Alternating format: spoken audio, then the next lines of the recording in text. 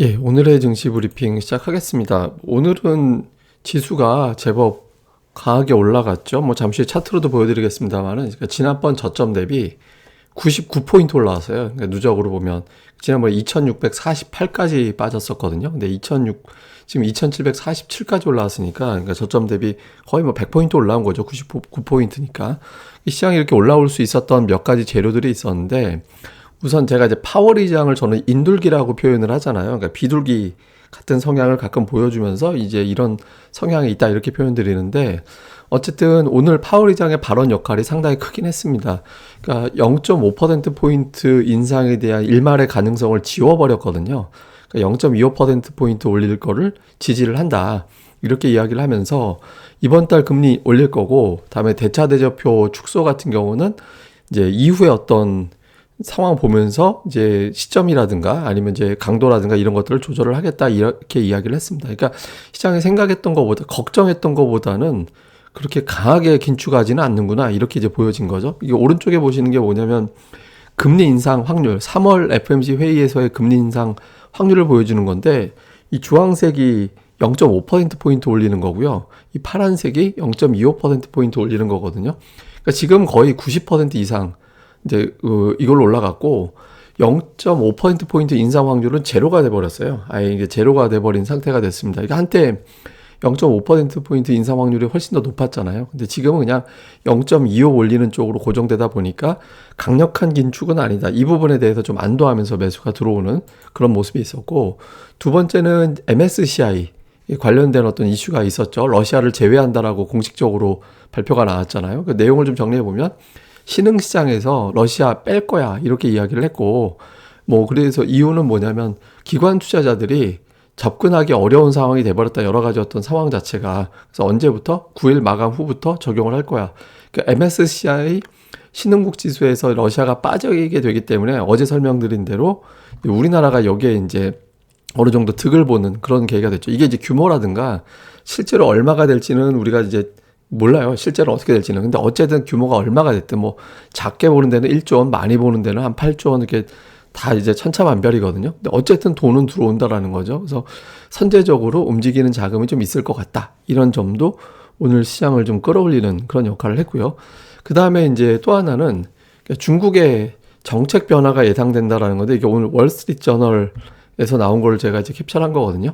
그러니까 중국에서 방역 완화를 실험할 거다라는 거예요. 그러니까 올 여름에 일부 도시에서, 그러니까 본격 해제는 내년도 봄 이후에 이제 시행을 할 거로 예상을 하고 있고, 근데 올 여름에 일부 도시를해서 방역 완화하는 거를 테스트할 것 같다라는 내용이거든요. 근데 지금 중국이 코로나 제로 정책으로 가고 있잖아요. 막 확진자 나오면 아예 그냥 전체를 다 봉쇄해버리는 그런 조치를 취하고 있죠. 이게 이제 소비에 어느 정도 영향을 줄 수밖에 없고, 또 중국이 전 세계 공장 역할도 하기 때문에 그러니까 제조업에도 또 일부 영향을 주는 사안이거든요. 근데 중국이 이런 어떤 정책 변화가 나오면서 중국의 어떤 제조, 그 다음에 이제 소비 이런 것들이 정상적으로 돌아갈 수 있는 기대감을 또 만들어줬죠. 그러니까 이런 것들도 이제 시장을 올리는데 그런 역할을 했다 이렇게 볼 수 있겠습니다. 근데 하나 좀 찜찜한 건 이게 이제 블룸버그에서 나온 건데 이게 이제 뭐냐면 오일 가격, 그러니까 오일 쇼크 때문에 이제 우리나라하고 이제 인도 같이 원유 수입이 많은 나라들 있잖아요. 원유 수입 의존도가 되게 큰 나라들. 이런 나라들이 좀 불안정해질 수 있다. 그래서 외국인들의 매도 이유로 작용할 수 있다라는 게 나왔거든요. 지금 WTI가 막 110달러 훌쩍 넘어가 있잖아요. 그래서 이게 국제유가가 계속 올라가 버리면 인도라든가 우리나라라든가 뭐 이게 순서입니다만 이제 일본도 있고 뭐 이렇게 되는데 특히 이제 여기서 인도하고 우리나라를 꼽았거든요. 그래서 두 나라에서 외국인 투자자들이 이탈할 수도 있다.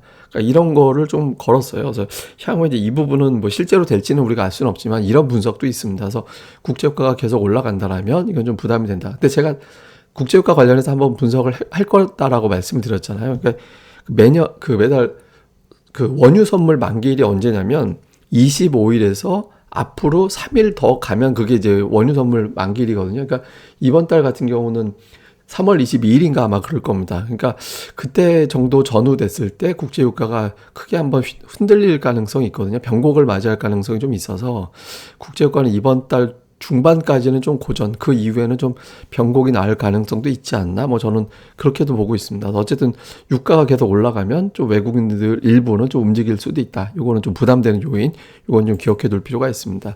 그다음에 오늘 수급을 보면 외국인 매수했고, 그다음에 이제 금융투자 매수 들어온 것도 있습니다만, 어쨌든 기관은 기타 금융 빼놓고는 다 매수했잖아요. 뭐 기타 금융이라는 거는 뭐 무슨 투자은행 뭐 이런 데 있잖아요. 신용금고 뭐 무슨 하여튼 이 저축은행 뭐 이런 거 있죠. 이게 이제 기타 금융인데 뭐 비율이 낮기 때문에 그게 의미 두기는 어렵고, 어쨌든 연기금, 보험 이런 쪽에서도 붙어줬다라는 데 의미가 있고요. 그리고 외국인들도 오늘 매수가 들어왔죠. 그러니까 초반에 10시까지는 1,000억대 이상 매도였다가 이제 매도가 줄고 했다가 이제 오후 들어서는 매수로 바뀌었고, 코스닥도 오늘 제법 매도가 됐었는데 매도가 좀 많이 줄어서 끝났죠. 그러니까 선물이 이제 막판에 오늘 지수가 많이 올라가다 보니까 오늘 좀 오버한 것 같은데 라면서 이제 선물 매수가 좀 축소된 게 있긴 했습니다만, 이제 전체적으로는 외국인 투자자들이 이제 좀 매도가 진정됐다라는 것만 가지고도 이제 시장에서는 좀 의미가 있었던 것 같습니다. 그리고 차트로는 최근에 좀 양봉이 많아지고 있잖아요. 그것도 그렇고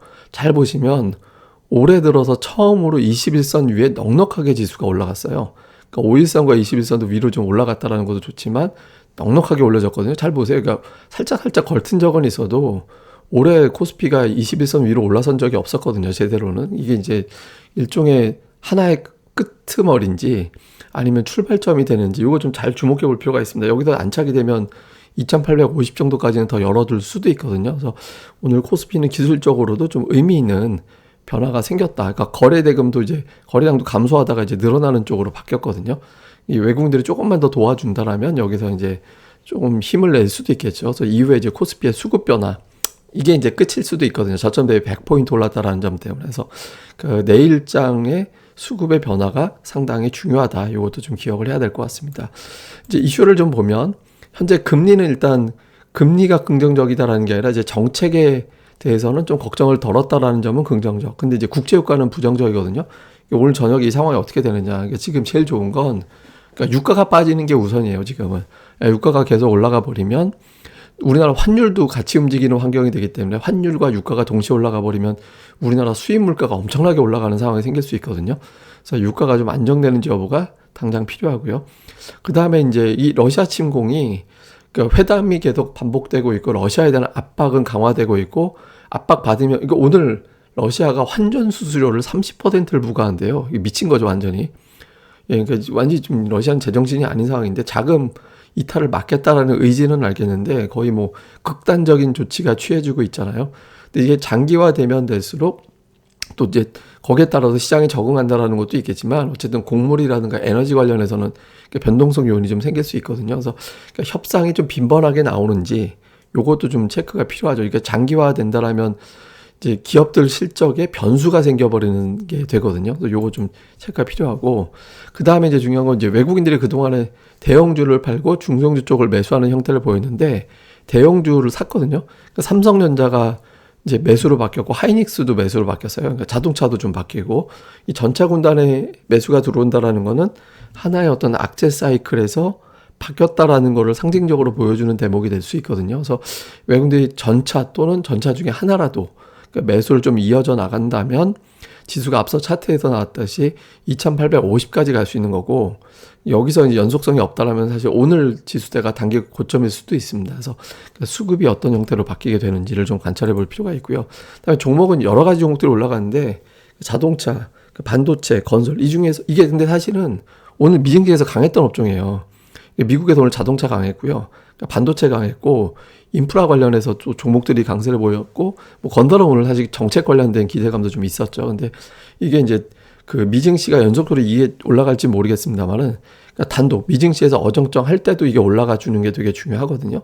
그리고 이 종목들이 갈 때 증시에 대한 자신감이 좀 심어졌구나 이렇게 해석할 수 있어서 내일장에서 이 종목들이 같이 움직이는지 이것들도 좀 주의 깊게 체크해 보시는 게 중요할 것 같습니다.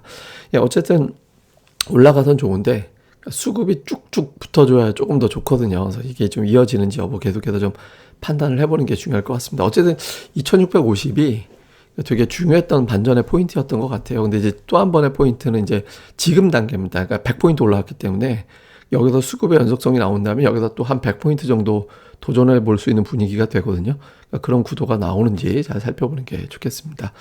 예, 그럼 또 오늘 하루 잘 보내시고요. 저는 또 다음에 뵙겠습니다. 그리고 구독하기, 좋아요도 꼭 좀 부탁드립니다. 감사합니다.